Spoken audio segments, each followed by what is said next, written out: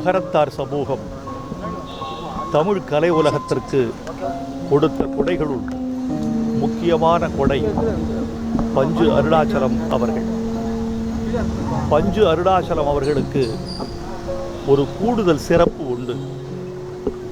கவியரசர் கண்ணதாசன் பாடல்களை வாய்மொழியாகத்தான் வழங்குவார். அவர் வாய்மொழியாக பாடல்களை வழங்கும் பொழுது அதற்கு வரி வடிவம் கொடுத்தவர் பஞ்சு அருணாச்சலம் அவர்கள்.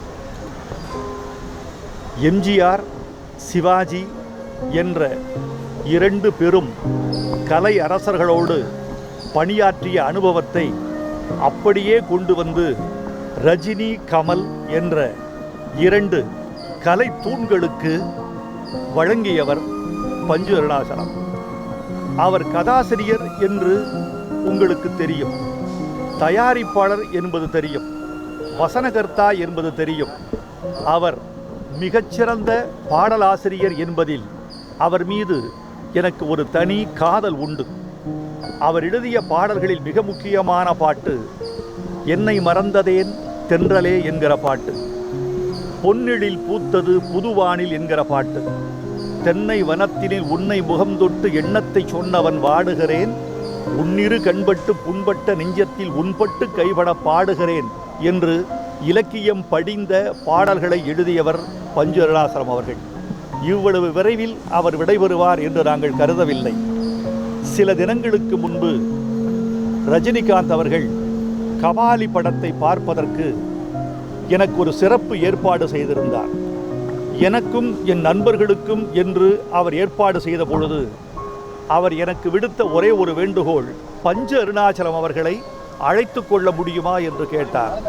அவருடைய வேண்டுகோளுக்கேற்ப அவரும் அந்த படத்தை பார்த்தார்.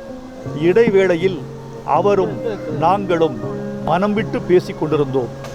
அந்த நீண்ட உரையாடல் இன்னும் என் நெஞ்சை விட்டு அகலவில்லை. அப்போது பார்த்த பஞ்சு அருணாச்சலம் இன்னும் சில ஆண்டுகளுக்கு திரைப்பணி ஆற்றுவார் என்று நம்பினோம். ஆனால் காலத்தின் கணக்கு வேறாக இருந்தது. திரையுலகில் கலைக்கும் மொழிக்கும் பங்களிப்பு செய்தவர்களுக்கு மரணம் இல்லை, உடல் மட்டும்தான் மரணம் உறும்.